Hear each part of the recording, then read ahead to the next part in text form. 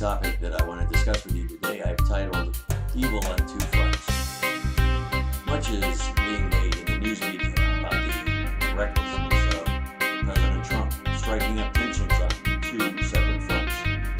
In his first military move as Commander-in-Chief, President Trump ordered an airstrike of nearly 60 missiles against the regime of Bashar al-Assad after the Syrian president unleashed sarin gas on civilians.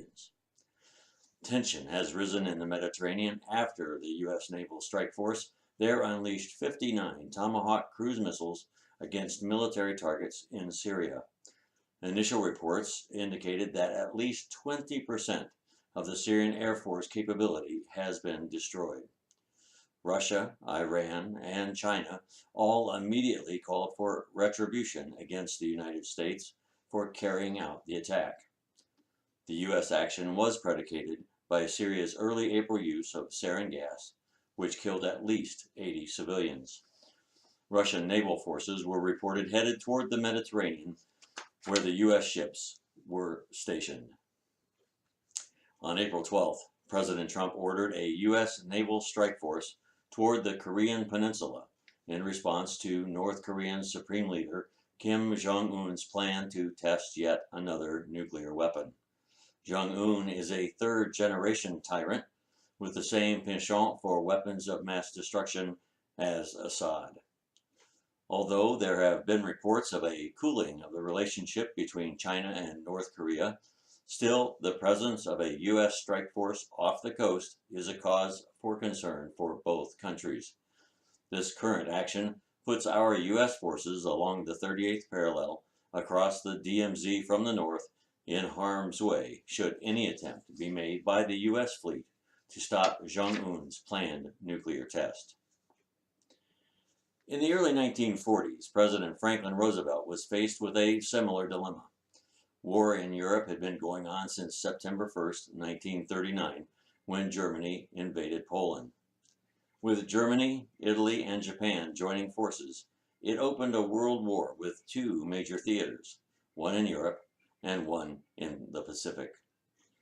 Roosevelt dithered and delayed until America was attacked by Japan at Pearl Harbor, with 2,390 deaths, 48 of which were civilians.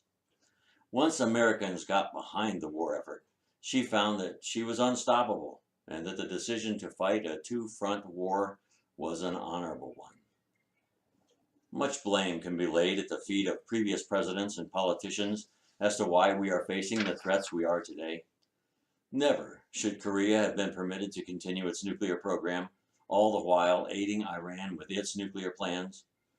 The vacuum left in the Middle East, quickly filled by Russia, began as U.S. forces withdrew, and the Syrian civil war escalated, which allowed ISIS to gain a foothold. Putin now has a seat at the table, and there's no reason he should have. Again, too much dithering and delaying, but now it must stop. There are many things about which President Trump and I disagree. On the issue of a battle against evil on two fronts, we do not. The liberal media wants to wag its collective finger at President Trump for what they call a reckless abandon and a hawkish grandstanding that is putting American lives at risk. The truth is that President Trump is not responsible for the growth of ISIS in the Middle East, nor for the insane actions of al-Assad or the homicidal neurosis of Kim Jong-un, all of which put American lives at risk every day. And the likelihood of the risk increases and grows as every hour ticks by. President Trump, I believe, understands the greater risk in delaying a measured yet strong response on both fronts. Kudos, President Trump. Kudos.